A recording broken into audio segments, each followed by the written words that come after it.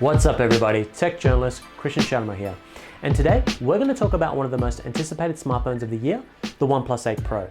Now, I reviewed this phone about 2 months ago, which I'll leave a link to in the description below for those who might want to check out the written review. But I've been using this handset as my daily driver since then, and in that time there have been a series of software updates that have improved certain aspects of the phone. We've also had some compelling flagship smartphones come out from competitors such as the Find X2 Pro from Oppo. So with all this in mind, I wanted to take another look at the OnePlus 8 Pro today and see where exactly this phone stacks up against the current crop of flagship smartphones and whether you should buy it or skip it. Now, in the interest of full disclosure, the OnePlus 8 Pro review unit was provided to me by OnePlus. However, all of the opinions you're about to hear are my own. Nobody's paying for the review, nor is anyone reviewing or proving what you're about to see before it was uploaded. Now, with all that out of the way, let's get into the review. So there are 3 things that immediately grabbed me about the OnePlus 8 Pro, and that is the best-in-class display, the furiously fast 30-watt wireless charging, and the fact that you get 5G out of the box. Now, I personally feel that 5G is absolutely meaningless for consumers and will continue to be the case for at least the next few years, but that's a rant I'm going to save for another video. Point is that unlike the competition, both the OnePlus 8 Pro and the regular OnePlus 8 have 5G right out of the box, so you're not paying extra for it regardless of the model you pick, which is kind of great. But let's get back to the things that actually make a tangible difference to the way you use the phone. At 30 watts, the OnePlus 8 Pro can charge faster wirelessly than rival handsets can over a wired charger.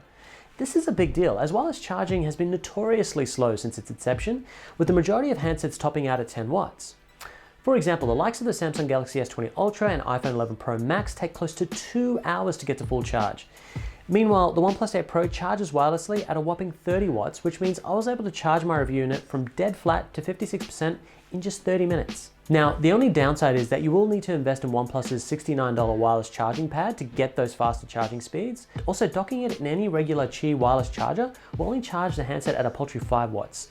These caveats aside, this is a phone that will convert you to wireless charging.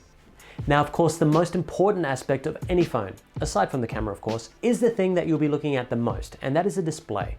And what you're getting here is a 6.7-inch 3K resolution OLED display that is a step above every other smartphone, barring of course the Oppo Find X2 Pro, which uses the exact same panel.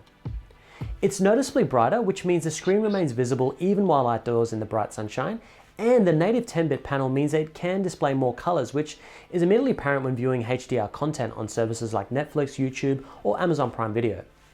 But the star of the show is the 120Hz refresh rate, which makes the phone feel incredibly smooth and responsive, especially when scrolling through long social media feeds or web pages.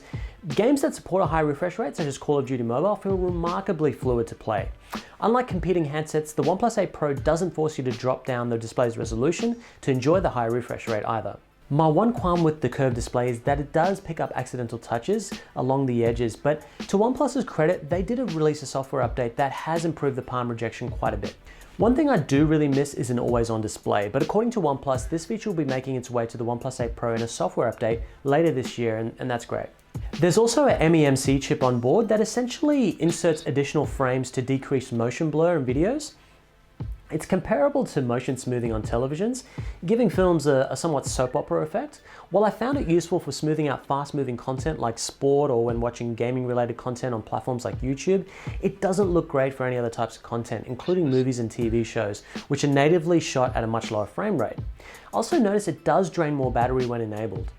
Thankfully, OnePlus keeps this feature off by default. The 4510 mAh battery seems well optimized, and at the end of most days, I would end up on about 30% charge, which roughly equates to about 6 hours of screen on time. And that's with both the display running at the maximum resolution and 120Hz enabled. That's better than what I was able to achieve with the S20 Ultra. Now let's get to the design of the phone, which is really more of a refinement than overhaul. It's the same glass sandwich design as last year's OnePlus 7T, except the hole punch selfie camera cutout is now in the left-hand corner, while the back now has a matte finish, making it less of a fingerprint magnet. There's also a new green color finish, which I think looks especially nice. For the first time in OnePlus's history, there's also an official IP68 rating for water and dust resistance as well. About the only thing missing from the hardware is 3D-based face unlock system, which is becoming increasingly common on other Android handsets and something that I personally prefer over a fingerprint scanner. That said, I definitely prefer the optical fingerprint sensor on the OnePlus 8 Pro. It's much faster, more reliable, and less sensitive to moisture than Samsung's ultrasonic-based fingerprint sensor. So there's that. And also there is a less secure 2D based face unlock system on board, which while ridiculously fast, doesn't work as reliably in low light. Okay, now let's get to the all important camera, which is an area where OnePlus phones have traditionally trailed behind the big name flagships, though it made good ground with 2019's OnePlus 7 Pro and 7T.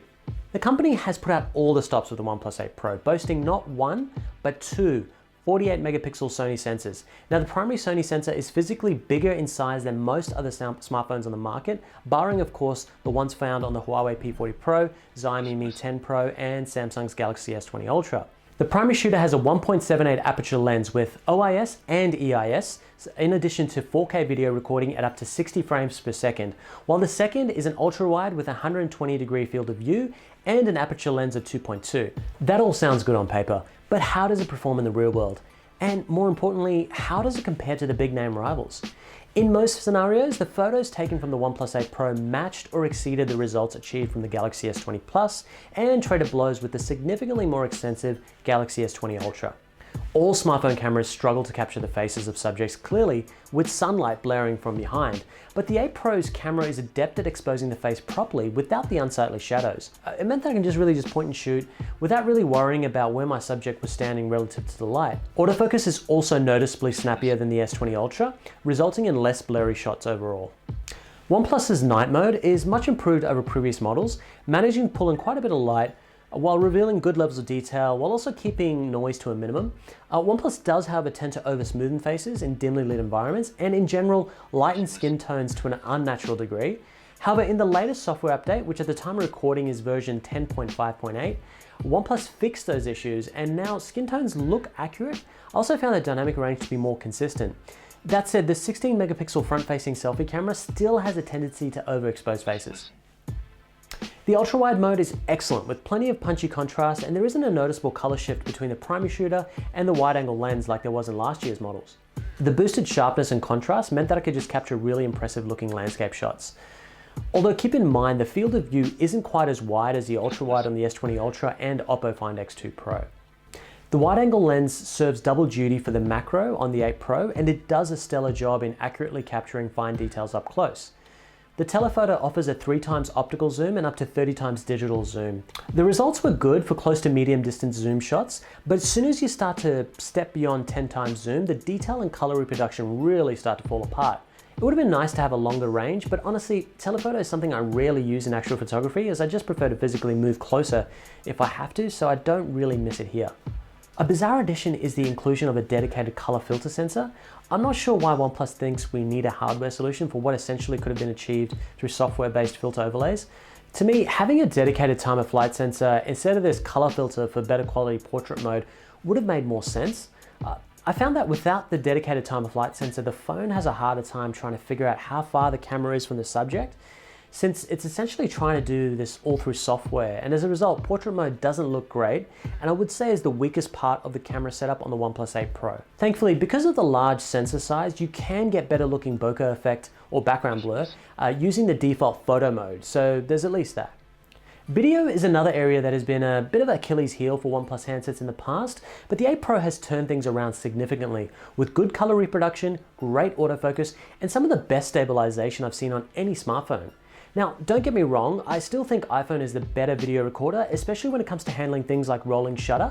But on the Android side, it used to be that if you want good quality video recording, flagship smartphones from Samsung would really be your only choice. The OnePlus 8 Pro changes that, and I think that's a good thing. Also, a side note, have you ever played back a video of your kid's school concert or live music concert you've recorded and wondered why it sounded so bad? Yeah, you don't have that problem with the OnePlus 8 Pro since, like the Oppo Find X2 Pro, it incorporates Nokia's Ozio audio tech, which just means that there's a much better separation and directionality of audio when capturing video.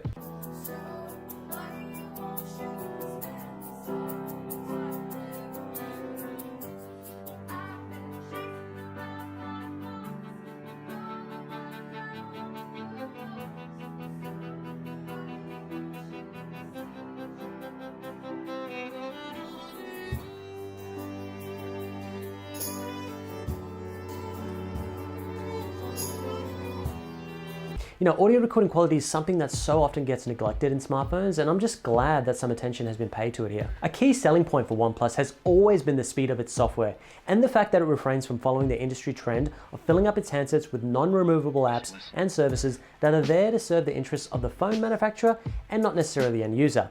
Yes, I'm looking at you, Bixby. Now, the same rings true of the OnePlus 8 Pro with the latest version of the company's Oxygen OS running on Android 10.